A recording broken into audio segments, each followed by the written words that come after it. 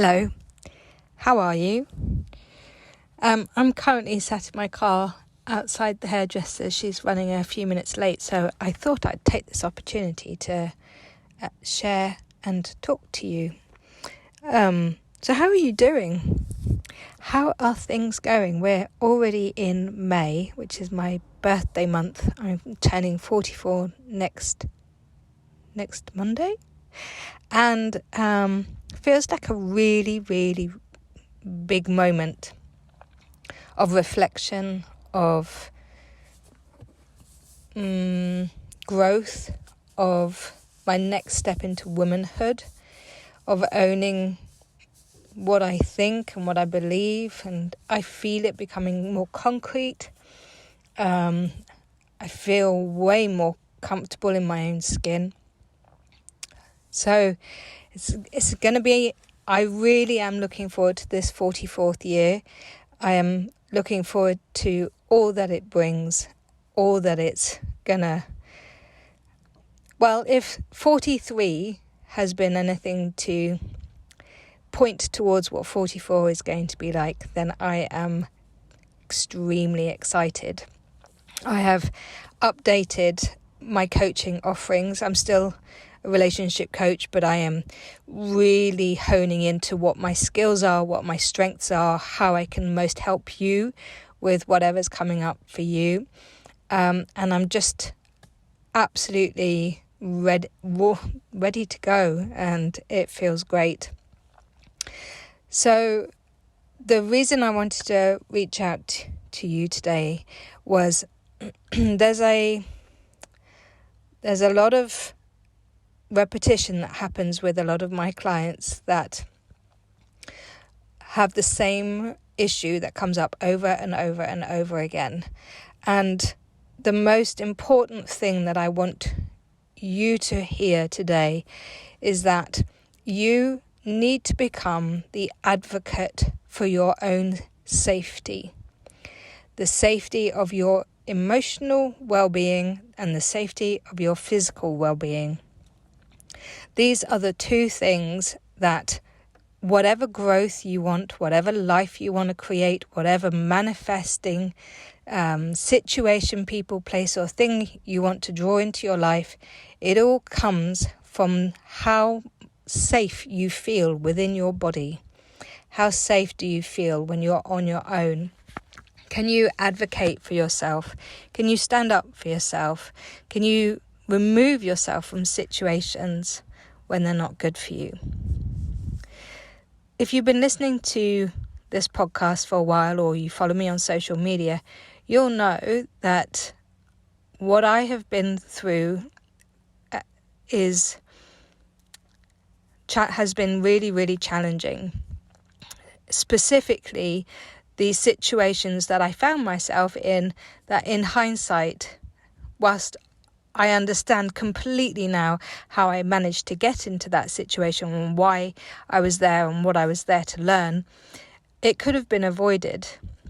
So, for example, my relationship where I was in a mentally, emotionally, and physically sometimes abusive situation, there were so many times that I had choice points where I could remove myself, stand up for myself, make a different choice, make a different decision. And I didn't. And slowly over time, what started to happen was I stopped being able to trust myself. I stopped being able to ask for what I wanted. My confidence eroded, my self-esteem eroded, my sense of worth and value got lesser and lesser until I was a former shell of myself. And often with these experiences, we don't really know the impact of them until years later, especially if we've been in a situation for a really long time. It can take such a toll, but it's compounded. So every single thing that we do gets compounded, whether you're making a decision right now on creating a healthy habit, or whether you're making a decision right now to do something that isn't in your best interest long term. It compounds until one day, hopefully, you realize, oh, hang on a second, how did I get here? This isn't good. This isn't okay. And when I was in that relationship, I was not aware, like I knew that there were things that weren't going on. I was ignoring my body's messages all of the time. So anytime I remember very, very early on in the relationship, my body went, no, this isn't good for you. And I went, in my head, I logically went, yeah, but everything will be all right if I just keep going. Everything will be all right if I just find a way of framing it in my own mind that makes it okay. And it didn't, and it wasn't. And I ignored my inner warning system. And it just got worse and worse and worse until at the end, I had completely ignored myself. And like I said, I was a shell of who I was. And I don't want that for you. What I want for you, what I want for me, is for us to be in relationships with ourselves and with those that we love that are healthy, that are that fill you up, that aren't there to deplete you, that aren't there to shame or criticize or guilt trip you or make you feel resentment or bitterness. I want really beautiful, intimate, connected, expansive relationships for us. And we cannot do that unless we feel safe. And that means standing up for ourselves. It means taking control of what we want and what we need.